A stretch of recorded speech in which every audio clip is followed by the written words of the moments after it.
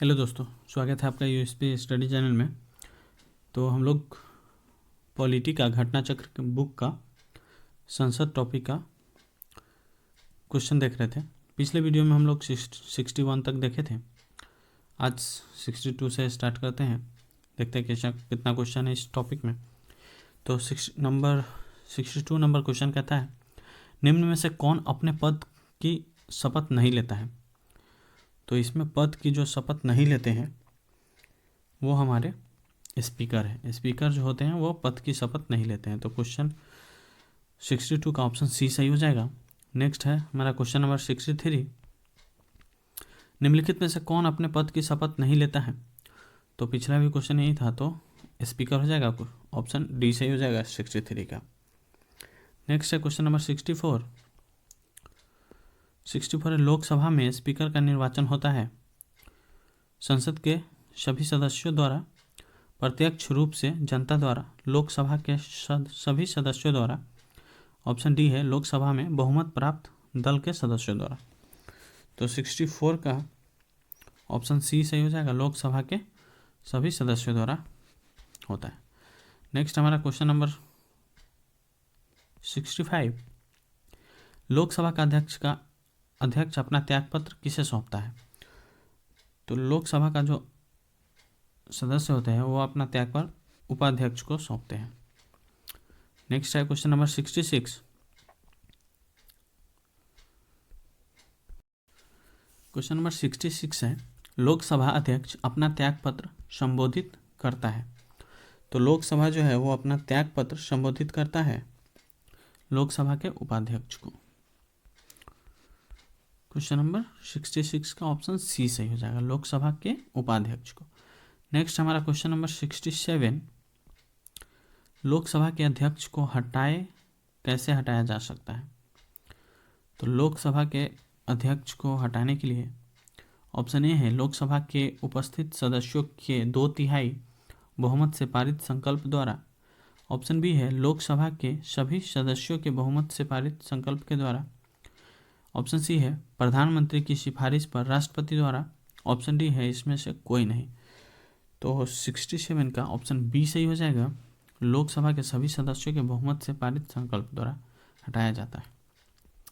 Next हमारा question number 68, Lok Sabha अध्यक्ष को उसके कार्यकाल की समाप्ति के पूर्व पद से हटाया जा सकता है। तो लोकसभा के अध्यक्ष को यदि लोकसभा इस आशय का प्रस्ताव पारित कर दे तो उनको हटाया जा सकता है। ऑप्शन बी सही हो जाएगा 68 का। नेक्स्ट हमारा क्वेश्चन नंबर 69,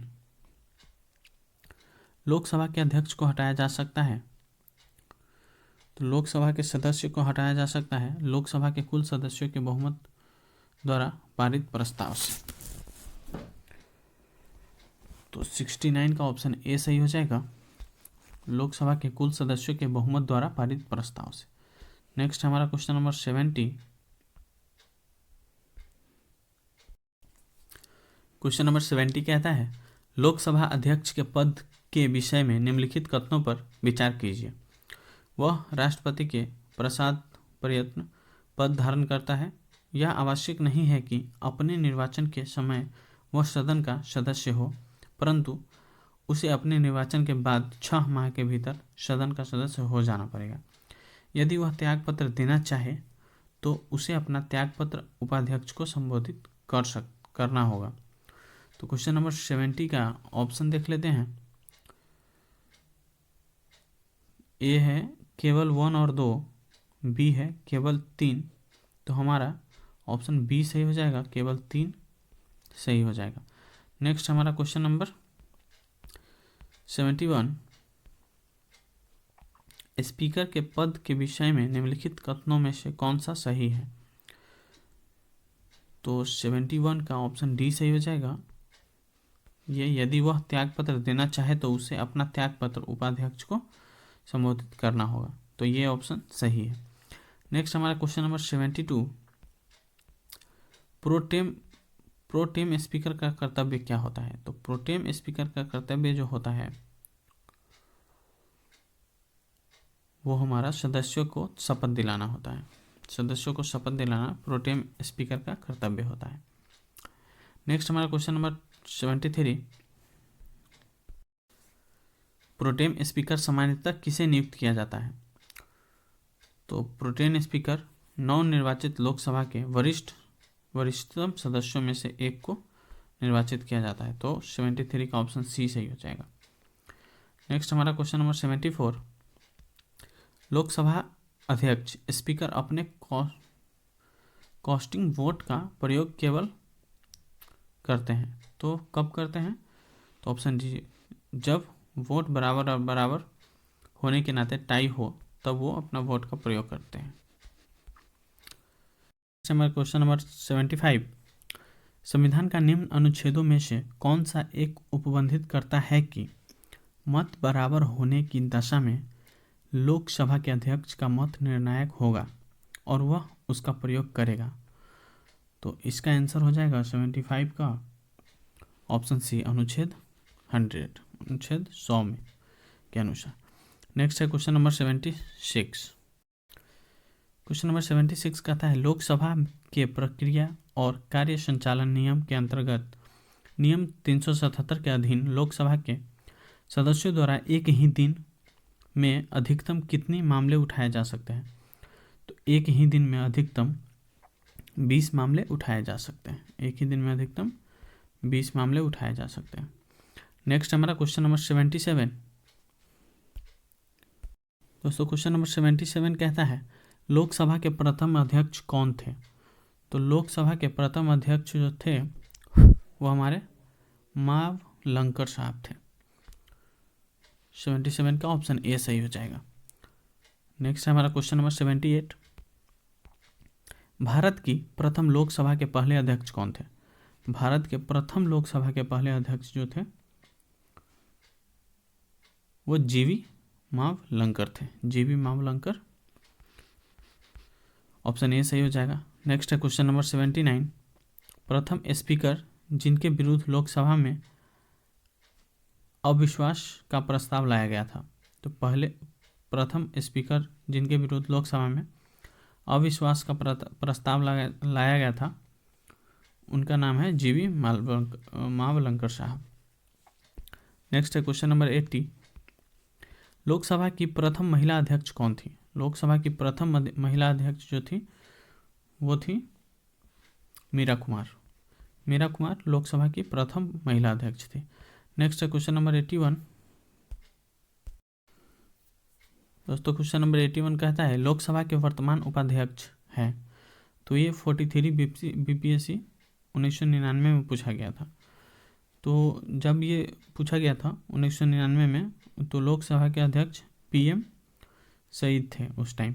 14वीं लोकसभा के उपाध्यक्ष अकाली दल के चरणजीत सिंह अटवाल था। अध्यक्ष कम्युनिस्ट पार्टी ऑफ इंडिया मार्क्सवादी के सोमनाथ चटर्जी थे। वर्तमान में 16वीं लोकसभा के उपाध्यक्ष एम थाम्बीदुरई हैं। नेक्स्ट है हमारा क्वेश्चन नंबर 82, यदि उपाध्यक्ष लोकसभा के अध्यक्षता कर रहे हो तो उन्हें एक अधिकार प्राप्त है कि वह कौन सा अधिकार प्राप्त है? तो 82 का सी, मत बराबरी की अवस्था में मतदान कर सकते हैं, यह अधिकार प्राप्त है उनको। नेक्स्ट हमारा क्वेश्चन नंबर 83, निम्नलिखित में से कौन पहले जनजातीय लोकसभा अध्यक्ष थे? तो ये हमारे पीए संगमा ये प्रथम जनजातीय लोकसभा अध्यक्ष थे। नेक्स्ट है क्वेश्चन नंबर 84। दोस्तों क्वेश्चन नंबर 84 कहता है, लोकसभा का सचिवालय सीधे नियंत्रित होता है तो लोकसभा के अध्यक्ष द्वारा। नेक्स्ट है क्वेश्चन नंबर 85, लोकसभा का सचिवालय प्रत्यक्ष रूप से किसकी देखरेख में कार्य करता है? तो लोकसभा का जो प्रत्यक्ष रूप से लोकसभा अध्यक्ष के देखरेख में काम करता है लोकसभा का सचिवालय। नेक्स्ट है क्वेश्चन नंबर 86, लोकसभा चुनाव के मामले में सामान्य वर्ग के उम्मीदवारों तथा अनुसूचित जनजाति के उम्मीदवारों द्वारा जमा की जाने वाली राशि जमानत राशि कितना है। तो जमानत राशि है, देख लेते हैं। प्रश्नकाल में यह राशि सामान्यतः वर्ग एवं अनुसूचित जाति और अनुसूचित जनजाति वर्ग के उम्मीदवारों के लिए क्रमशः 10,000 रुपये और 5,000 रुपये थी। वर्ष 2011 में निर्वाचन आयोग द्वारा अंगभीर प्रत्याशियों की संख्या कम करने हेतु जमानत राशियाँ बढ़ाई गई, जो इस प्रकार है। लोकसभा चुनाव सामान्य वर्ग के लिए 25,000, अनुसूचित जाति जनजाति वर्ग के लिए 12,500, राज्य विधानसभा सामान्य वर्ग के लिए 10,000 और अनुसूचित जाति जनजाति के लिए 5,000 रुपये। नेक्स्ट है क्वेश्चन नंबर 87। लोकसभा में किसी विधेयक पर आम बहस निम्नलिखित में से किस स्तर पर होती है। तो लोकसभा में आम बहस द्वितीय वाचन में होती है, द्वितीय वाचन में होती है। नेक्स्ट है क्वेश्चन नंबर 88। दोस्तों क्वेश्चन नंबर 88 कहता है निम्न में से कौन सी शक्तियाँ लोकसभा को राज्यसभा की तुलना में अनन्य रूप से प्राप्त है। पहला है धन विधेयक केवल लोकसभा में प्रस्तुत किया जा सकता है। धन विधेयक में के निरस्तीकरण अथवा संशोधन के संबंध में, मंत्रिपरिषद के उत्तरदायित्व के संबंध में, अखिल भारतीय सेवाओं के सृजन के संबंध में। तो 88 का हमारा ऑप्शन बी सही हो जाएगा। 1, 2, 3 तीनों जो है वो प्राप्त है। नेक्स्ट हमारा क्वेश्चन नंबर 89। निम्नलिखित में से कौन सा राज्य सभा की एकांतिक शक्ति के अंतर्गत आता है। तो 89 का ऑप्शन ए सही हो जाएगा। नई अखिल भारतीय सेवाओं का सृजन। नेक्स्ट है क्वेश्चन नंबर 90। 15वीं लोकसभा में महिला सदस्यों से संबंधित निम्नलिखित कथनों पर विचार कीजिए। वे लोकसभा के कुल सदस्यों के 10% से कम हैं। अधिकतम महिला सदस्य भारतीय राष्ट्रीय कांग्रेस से है। राजस्थान से 3 महिला सदस्य निर्वाचित हुई हैं। अधिकतम महिला संसद उत्तर प्रदेश से निर्वाचित हुई हैं। तो ये क्वेश्चन 2013 में पूछा गया था। तो अभी वर्तमान में कौन कौन है वो देख लेते हैं। वर्तमान में फरवरी 2019 जारी 16वीं लोकसभा में कुल महिलाओं सदस्यों की संख्या 13% से अधिक है। इस समय लोकसभा में निम्नांकित महिला सदस्य को लेकर कुल 68 महिला सदस्य हैं। कांग्रेस पार्टी से 4 तथा भारतीय जनता पार्टी से बीजेपी से 32 महिला सदस्य हैं। राज्यसभा से 1 महिला सदस्य निर्वाचित है। अधिकतम 14 महिलाएं सदस्य उत्तर प्रदेश से निर्वाचित हैं। नेक्स्ट हमारा क्वेश्चन नंबर 91। निम्नलिखित कथनों पर विचार कीजिए। पहली लोकसभा में विपक्ष के सबसे बड़ा राजनीतिक दल स्वतंत्र पार्टी था। लोकसभा में नेता प्रतिपक्ष को सर्वप्रथम 1969 में मान्यता दी गई थी। लोकसभा में यदि किसी दल के न्यूनतम 75% सदस्य न हो तो उसके नेता को नेता प्रतिपक्ष के रूप में मान्यता नहीं मिल सकती है। तो 91 का ऑप्शन बी सही हो जाएगा, केवल दूसरा सही है। नेक्स्ट है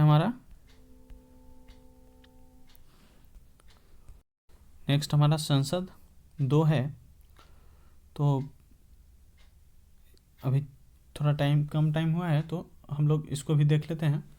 नोट्स कंप्लीट हो जाएगा तो फिर नेक्स्ट लेक्चर में इसका भी क्वेश्चन करेंगे। तो नोट्स कहता है संसद के उच्च सदन को राज्यसभा कहते हैं। संसद के उच्च सदन को राज्यसभा कहते हैं। इस सदन की अधिकतम संख्या 250 निर्धारित की गई है। अनुच्छेद 80 के अनुसार राज्यसभा राज्यों और संघों राज्य क्षेत्रों के 238 निर्वाचित अप्रत्यक्ष रूप से तथा राष्ट्रपति द्वारा मनोनीत 12 सदस्य से मिलकर बनेगी।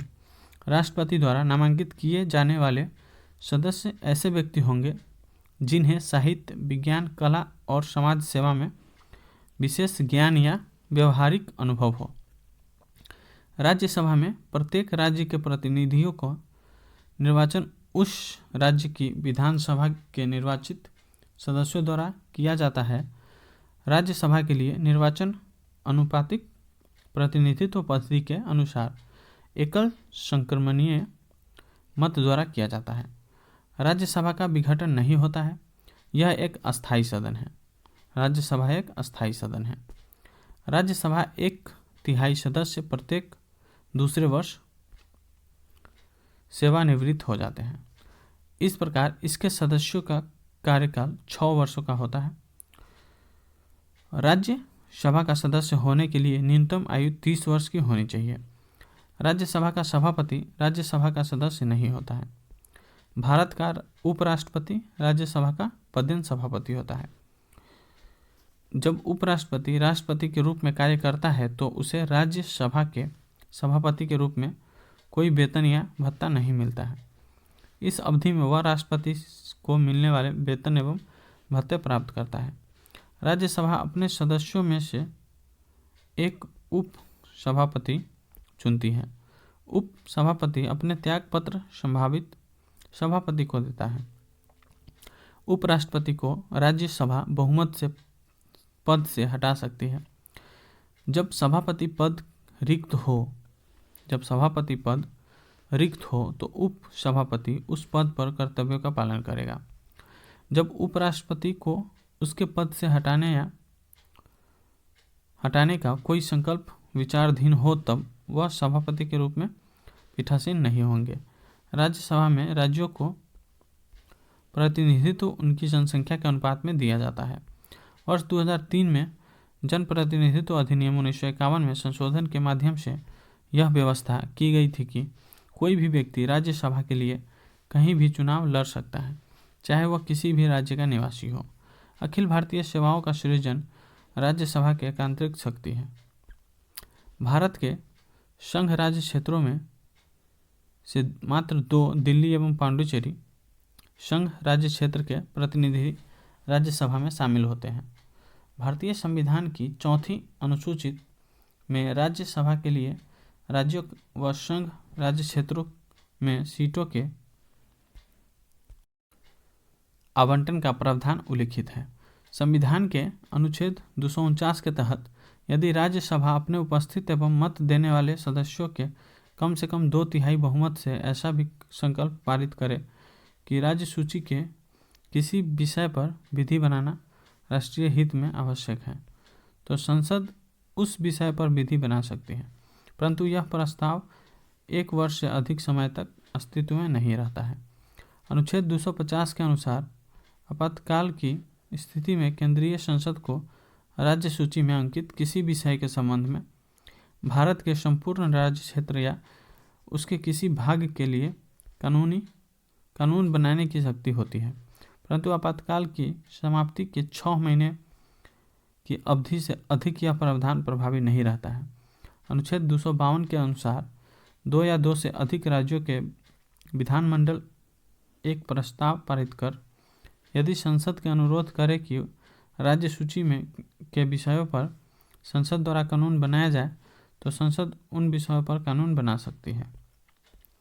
अनुच्छेद 253 के अनुसार संसद को किसी अन्य देश या देशों के साथ संधि अथवा समझौते को लागू करने के उद्देश्य से किसी भी विषय पर कानून बनाने का अधिकार है।